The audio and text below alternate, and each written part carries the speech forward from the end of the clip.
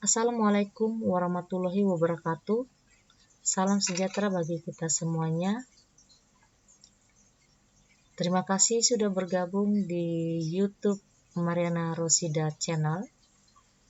Saya menyapa siswa-siswi SMK Negeri 3 Kota Bekasi yang saat ini bergabung di channel dan mengikuti wacana kita saat ini, dan tentunya kepada teman-teman yang lainnya. Saat ini kita akan membahas dampak sosial informatika. Ini merupakan materi informatika khusus SMK kelas 10 dan ini merupakan kurikulum merdeka. Jadi ikuti channel ini, khususnya siswa-siswi saya, tanpa ada skip, karena isi materi ini akan memberi gambaran buat kamu untuk mengerjakan penugasan pribadi lepas pribadi yang tentunya ini akan mendapatkan penilaian dari ibu sendiri. Baik, mari kita mulai materi kita. Nah, saat ini kita dalami mengenai dampak sosial informatika. Seperti yang kita pahami, perkembangan teknologi informasi dan komunikasi saat ini membawa dampak positif dan negatif. Dampak positifnya salah satunya kita dipermudah dalam segala aktivitas, salah satunya mencari informasi.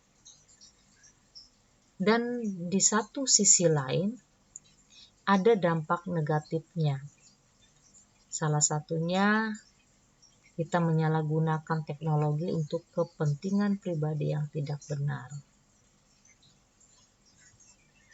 Dengan pesatnya perkembangan peradaban manusia saat ini, salah satunya diakibatkan oleh proses penyampaian informasi yang berjalan begitu lancar.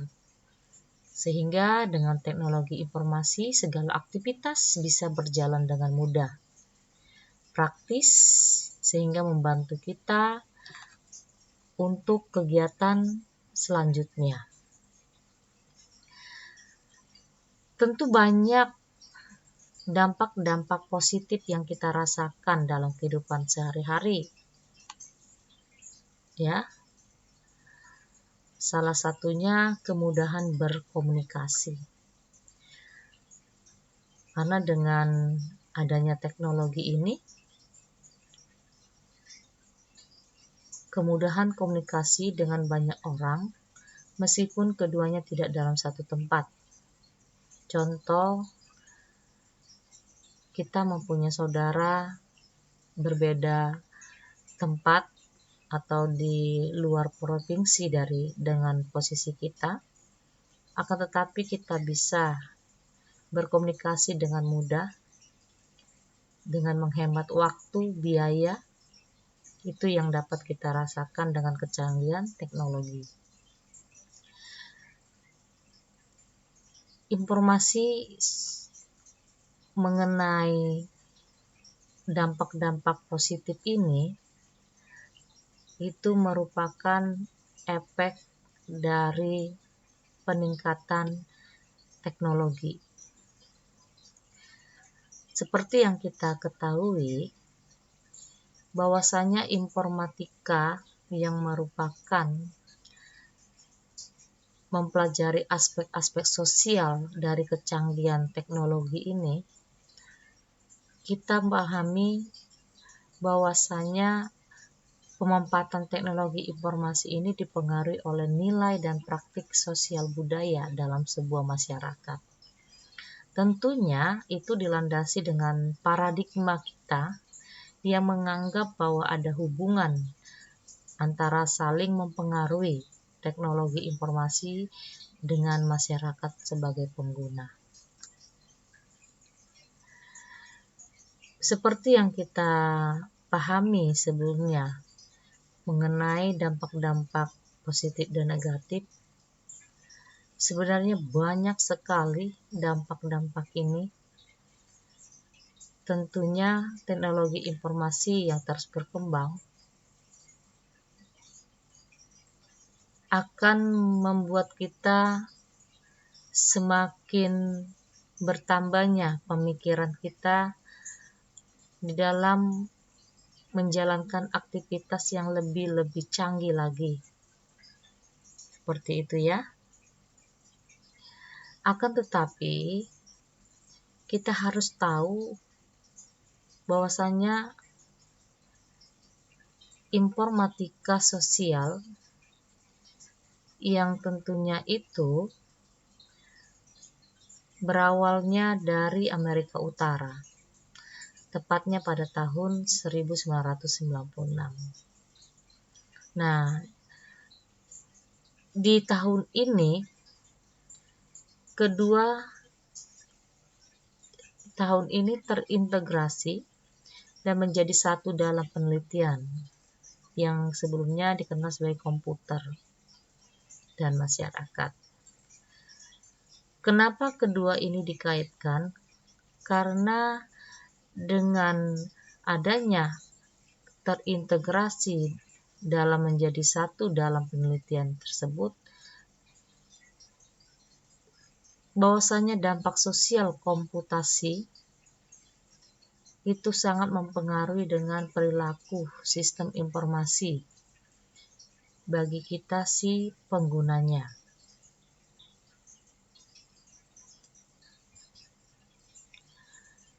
Seperti di tampilan gambar ini, terdapat era informasi. Di tampilan ini banyak jutaan komputer, ditambah ada data plus jaringan. Kita pahami kecanggihan komputer membuat kita semakin memudahkan akses informasi, membuat kemudahan bagi sejumlah pelaku bisnis untuk melakukan pemasaran, memudahkan kita bagi murid-murid untuk mengakses pengetahuan dari berbagai media sosial dan internet, tentu memudahkan kita dari aspek bidang kesehatan dalam misalnya membooking kamar pasien secara cepat tanpa harus kita datang ke rumah sakit misalnya. Atau dalam bidang perbankan, kita diuntungkan dalam sejumlah aktivitas pembayarannya. Bahkan hampir semua pengguna layanan bank itu diuntungkan dengan adanya kemudahan melalui transaksi mobile banking. Nah, ini semua membutuhkan jutaan komputer, membutuhkan data-data yang terinput, dan membutuhkan jaringan. Itulah yang disebut era informasi. Komputer bisa kita sebutkan universal tool. Komputer mengerjakan hampir apa saja. Komputer tidak perlu tidur, komputer tidak lelah, komputer tidak pulang rumah karena sakit atau ambil cuti untuk refreshing, seringkali lebih efisien dari manusia. Kita pahami dengan makna kalimat-kalimat yang tampil di layar ini. Komputer itu serba bisa, seperti Mbak Google. Ya, semuanya. Paham Mbak Google, apa yang kita ketik, dia tahu semuanya. Kalah dengan manusia. Manusia terbatas. Mbak Google tidak terbatas. Coba kamu ketik untuk mencari data. Pasti keluar. Walaupun sebagian isinya melenceng. Itu data-data itu para ahli sudah mengset dengan sedemikian rupa. Itulah perkembangan teknologi. komputer mengerjakan hampir apa saja. Coba bayangkan dengan komputer seperti ibu sekarang bisa melakukan rekaman video. Itulah kecanggihannya. Dengan komputer kita bisa melakukan transaksi-transaksi baik itu secara online ataupun kita melakukan pertemuan Zoom dengan rekanan, dengan teman kita. Itu manfaat dari komputer. Jadi komputer itu universal tool. Tentu ini lebih efisien daripada manusia. Seperti itu. Jadi komputer itu serba bisa. Karena dengan komputer membantu kita melakukan aktivitas apapun, khususnya dalam pengolahan data. Di sini Ibu menampilkan komputer versus manusia. Karena dengan alasan ekonomis, kecenderungan untuk mengganti manusia dengan komputer sangat tinggi. Teller bank, contohnya, operator telepon, jasa pengetikan, grafik artis, satpam, buruh perakitan, bahkan tenaga-tenaga profesional seperti dokter, pengacara, guru, akuntan, psikolog, menemukan bahwa komputer dapat melakukan beberapa tugas mereka lebih efektif. Itu tidak dapat kita pungkiri. Komputer versus manusia. Manusia sangat membutuhkan komputer tentunya. Manusia tidak bisa hidup tanpa komputer. Apalagi kita dalam perkembangan teknologi yang sangat tinggi. Karena dengan adanya komputer itu menandakan zaman itu sudah berubah dari zaman yang belum menjadi yang sudah canggih dengan kehadiran komputer tersebut. Komputer de-scaling manusia. Contohnya, pilot dilengkapi dengan autopilot. Warung dilengkapi dengan mesin pembuat minuman. Tentu ini menjadi sekedar pengamat pasif dan penekan tombol. Kita pahami bahwasanya komputer itu merupakan bagian dari kecanggihan dari teknologi yang tentu sebagai pelengkap dari kehidupan kita untuk menjalankan aktivitas. Seperti itu. Di sini Ibu buatkan ada berupa etika dan teknologi. Ya, teknologi adalah segala sesuatu yang diciptakan manusia untuk memudahkan pekerjaannya. Nah, kehadiran teknologi membuat manusia kehilangan beberapa sense of human yang alami. Coba bayangkan kepada kita semua, siswa-siswi. Coba bayangkan kehadiran teknologi membuat manusia kehilangan beberapa sense of human yang alami. Kehadiran teknologi mempengaruhi pola pikir, pola perilaku masyarakat, dan itu menyangkut etika moral.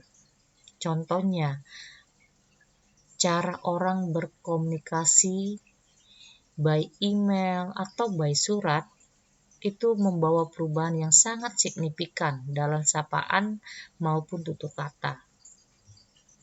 Zaman dulu, komunikasi itu dilakukan dengan surat menyurat. Ya.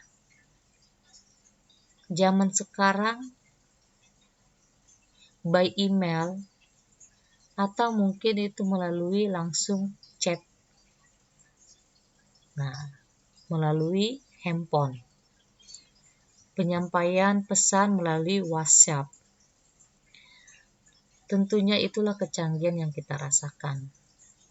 Akan tetapi etika kadang membuat perubahan yang sangat signifikan atas adanya teknologi. Ya, jadi makanya dengan kehadiran teknologi membuat manusia merasa kehilangan, yang disebabkan karena ada pengaruh pola pikir masyarakat. Itu yang menjadi dasarnya. Selanjutnya, etika komputer merupakan analisa tentang sifat dan dampak sosial teknologi komputer, serta formulasi dan pengesahan kebijakan untuk menggunakan teknologi komputer secara benar. Pasti, karena etika komputer ini merupakan formulasi yang tentunya terdapatnya ada kebijakan-kebijakan yang memang diformulasikan untuk penggunaan teknologi komputer yang dilakukan secara benar. Dan juga etika pemanfaatan teknologi informasi dapat diartikan sebagai suatu analisa tentang dampak sosial yang ditimbulkan dalam pemanfaatan teknologi informasi. Tentu itu berdampak negatif maupun dampak positif. Berikut tokoh-tokoh pelopor etika komputer. Dan inilah para beliau yang merupakan pelopor-pelopor etika komputer yang selama ini kita tidak tahu. Ya, ini diawali dari tahun 1950-an sampai sekarang. Kita masuk ke pandangan dalam cakupan etika komputer. Nah, ini cakupannya. Tentu ini tahapan dari tahun 1940. Di sini disiplin ilmu dikenal sebagai etika komputer. Selanjutnya 1970-an menggambarkan etika komputer sebagai bidang ilmu yang menguji permasalahan etis yang diciptakan oleh teknologi komputer. Selanjutnya 1980-an etika komputer mengidentifikasi dan meneliti dampak teknologi informasi. Lanjut baru 1990-an di sini dipandang suatu cabang yang etika profesional. Di sini Ibu tampilkan juga terdapat isu-isu pokok etika komputer. Yang pertama, kejahatan komputer. Kejahatan komputer di sini maksudnya dilakukan dengan komputer sebagai basis teknologinya. Contohnya kalau kita menggunakan komputer ada virus, ya, ada spam, ada penyadapan. Biasa contohnya kita mempunyai Facebook atau IG, terus kita dibajak. Nah, itu merupakan kejahatan komputer. Selanjutnya yang kedua di sini cyber ethics. Nah, ini implikasi dari internet, di mana memungkinkan pengguna IT semakin luas dan tentunya tak teridentifikasi. Nah, ini perlu kita cermati, kita perlu awasi dan jangan terlena dengan perkembangan teknologi, akhirnya kita terjerumus dan merasakan dampak negatif tentunya. Untuk itu makanya kita bijak dalam menghadapi perkembangan teknologi. Selanjutnya di sini isu-isu pokoknya yang ketiga, e-commerce. Ya, ini otomatisasi bisnis dengan internet dan layanannya. Tentunya di sini mengubah bisnis proses yang telah ada transaksi konvensional kepada yang berbasis teknologi. Nah, tentu ini melahirkan implikasi negatif bermacam kejahatan, penipuan, maupun kerugian. Contohnya nih,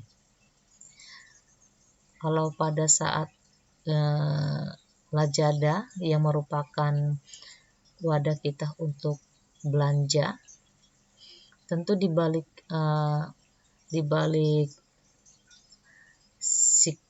situs untuk mengenai aplikasi Lazada ini ada berupa penipuan-penipuan yang menawarkan berupa pinjaman-pinjaman yang melatar belakangi Lazada tersebut, seperti itu salah satunya. Nah, tentu kita sebagai pengguna jasa layanan Lazada contohnya harus hati-hati. Selanjutnya sini pelanggaran haki berhubungan dengan masalah pengakuan hak atas kekayaan intelektual. Terjadinya pembajakan, cracking, ilegal software dan seterusnya. Dan di sini yang kelima tanggung jawab profesi. Tentunya di sini sebagai bentuk tanggung jawab moral. Nah, ini Ibu fokuskan keamanan. Keamanan dalam kita melaksanakan atau mengikuti pertumbuhan teknologi informasi. Di sini ada berupa keamanan dalam bencana alam, kegagalan sistem atau akses ilegal. Nah, seperti itu ya. Selanjutnya keamanan, 5 komponen keamanan itu yang pertama pencegahan. Ini lagi lowbat, maaf ya, saya colokkan dulu sebentar ya.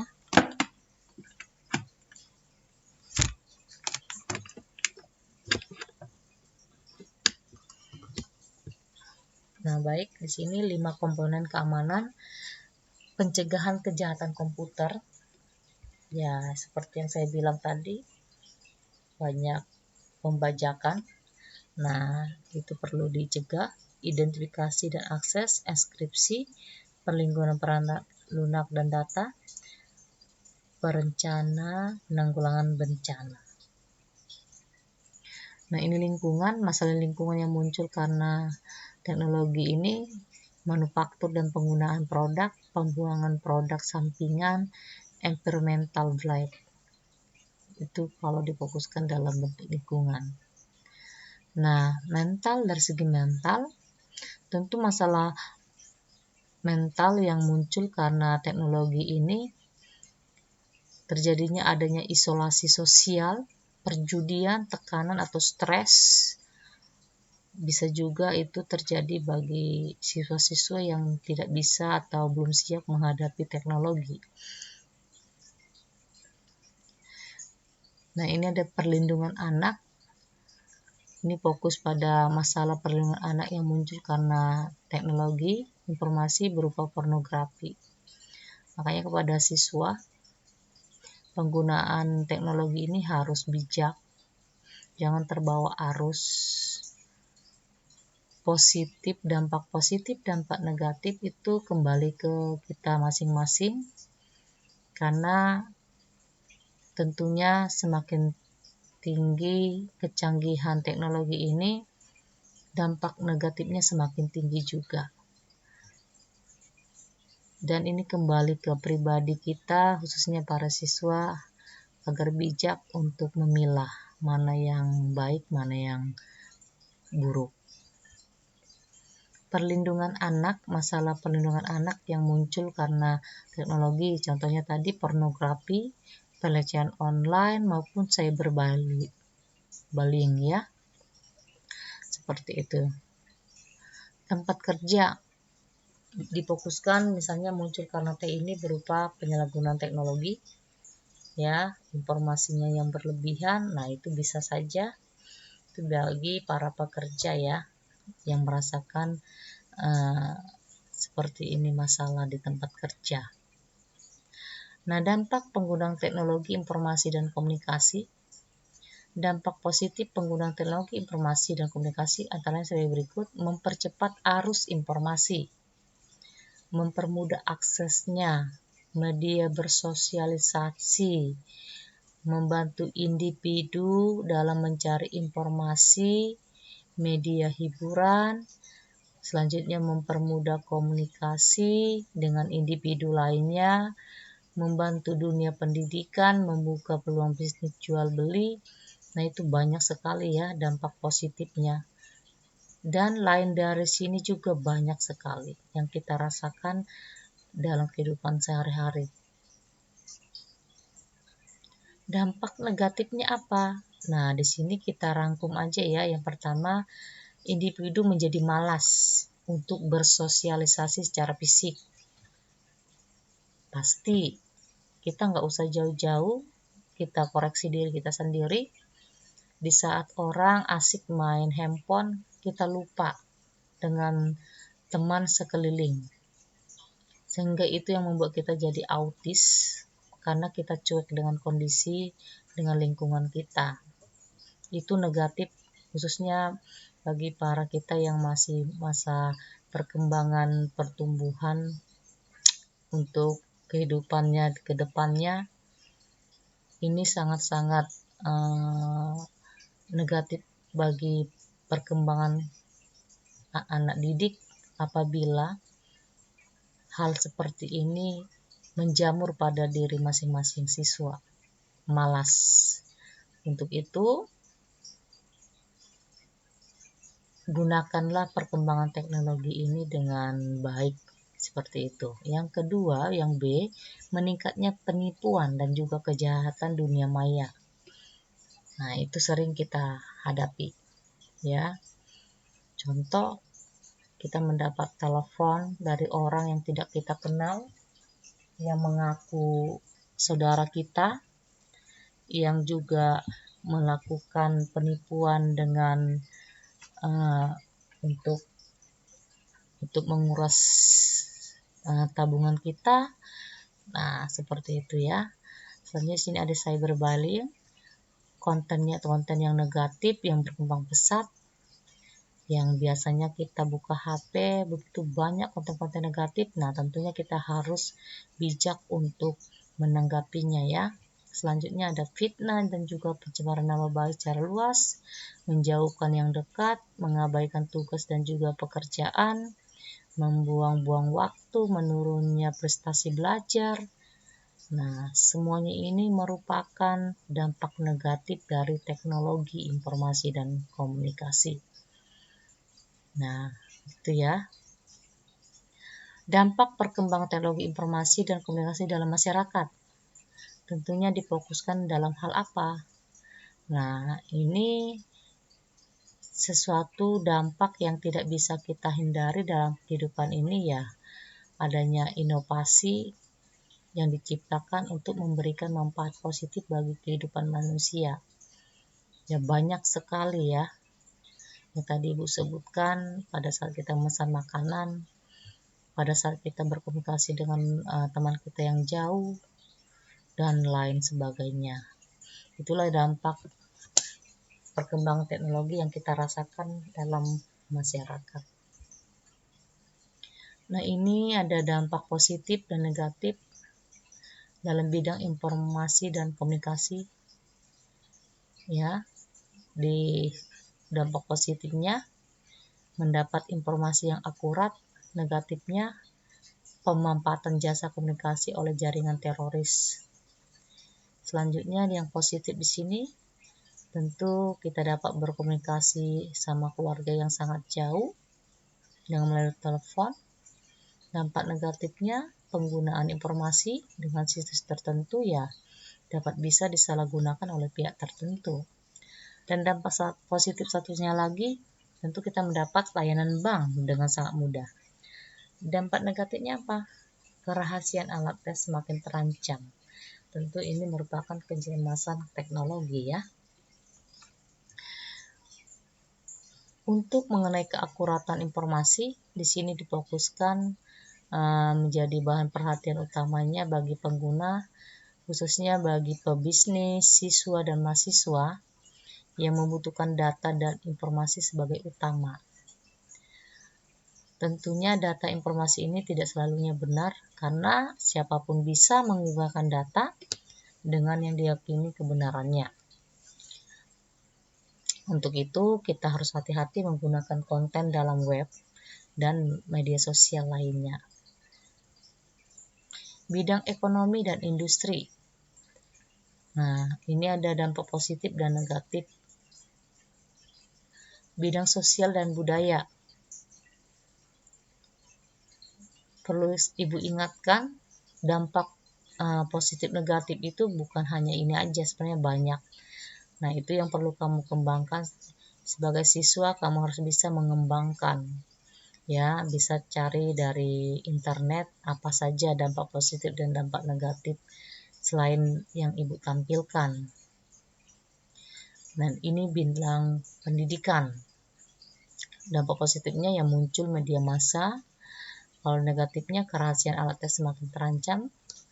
Nah, selanjutnya dampak positifnya muncul metode-metode pembelajaran yang baru. Negatifnya apa? Penyalahgunaan pengetahuan bagi orang-orang tertentu. Nah, baik. Itu materi yang kita bahas hari ini. Tentu fokusnya mengenai dampaknya ya, dampak sosial informatika.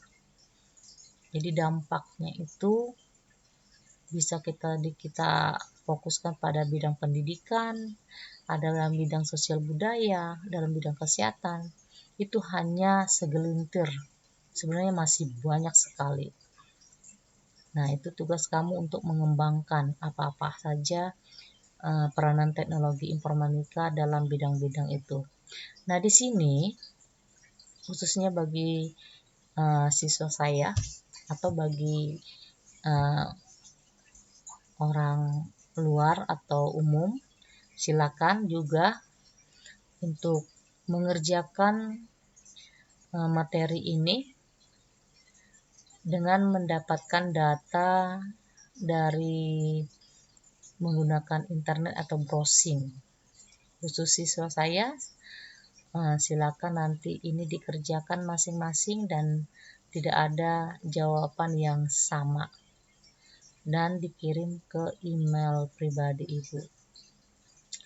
Ibu berharap ini dikerjakan dengan sebaik-baiknya karena ini merupakan penambahan ilmu bagi kamu dan pengambilan nilai bagi kamu juga.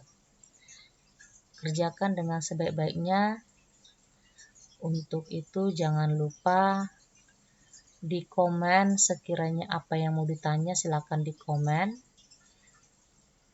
Dan apa yang kira-kira mau dijelaskan, kita tetap berinteraksi di komen. Karena memang pertemuan kita sekarang ada di sini ya, karena ini memang sudah ujian terakhir. Baik, kepada kita semua dan teman-teman lainnya, terima kasih yang sudah menonton, karena memang ini materi yang termasuk materi saya tujukan ke student saya, dan tidak lepas kemungkinan bisa juga bagi kita semua. Tetap semangat mengikuti channel ini dan jangan lupa di subscribe, di like, dan di klik loncengnya supaya mendapatkan informasi-informasi yang terbaru lagi dari channel ini. Dukung channel ini dan tetap semangat.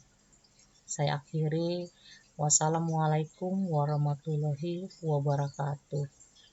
Salam sukses buat kita semua.